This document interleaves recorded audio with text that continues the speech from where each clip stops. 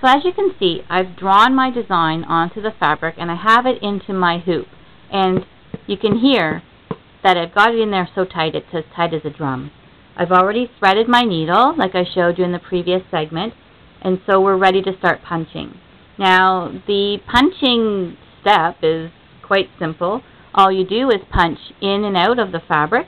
You want to make sure that you start with this little tail about 1 inch long, and then you just, following the design on your fabric, you just punch the needle into the fabric as far as it will go, because that indicates how big the loops are going to be on the front.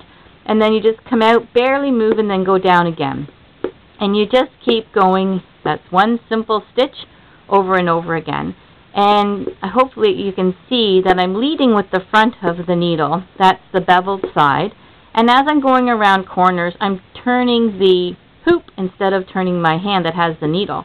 So you just keep going around in circles until you've finished doing that design.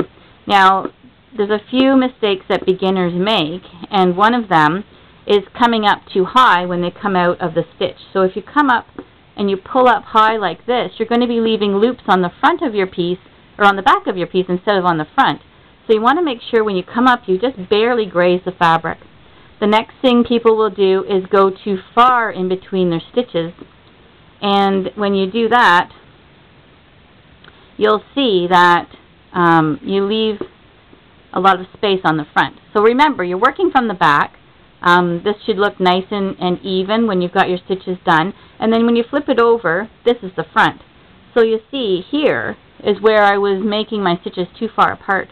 There's too much space in between them. And the stitches where I was pulling up too high on the back, they're too small on the front. So you want to make sure that you're pushing in as far as the needle will go, and you're not making too much space in between the needles, or in between the stitches.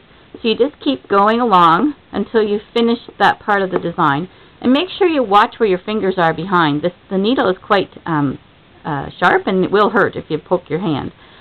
So once you get to the end, you're just going to hold the threads down with your thumb, pull up on your needle, and then you just take your scissors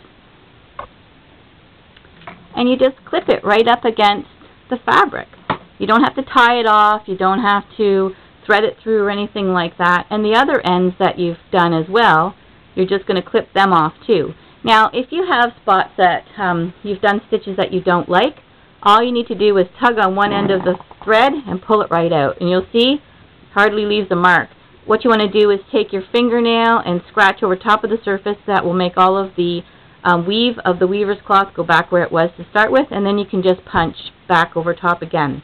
So when you've finished a line, you can, or a design, you can pull it over, turn it over, and look at the front.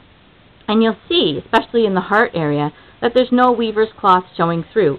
If there was, if I had left little spots that weren't quite as full, all I would do is, after I've finished the whole design, is thread my needle with that color of embroidery floss, go to the back, and then just put some stitches in between the lines that I've already put in.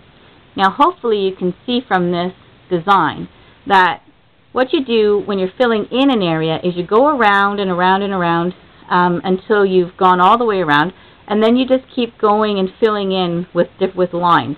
Now you'll see here that I didn't put my stitches right beside each other, and that's because you're using 3 strands of embroidery floss. And on the back, you're pushing it through. On the front, it's fluffed open. So it actually takes up more room on the front than it does on the back. So that you don't have to put your stitches right beside each other. You can leave a little bit of space in between.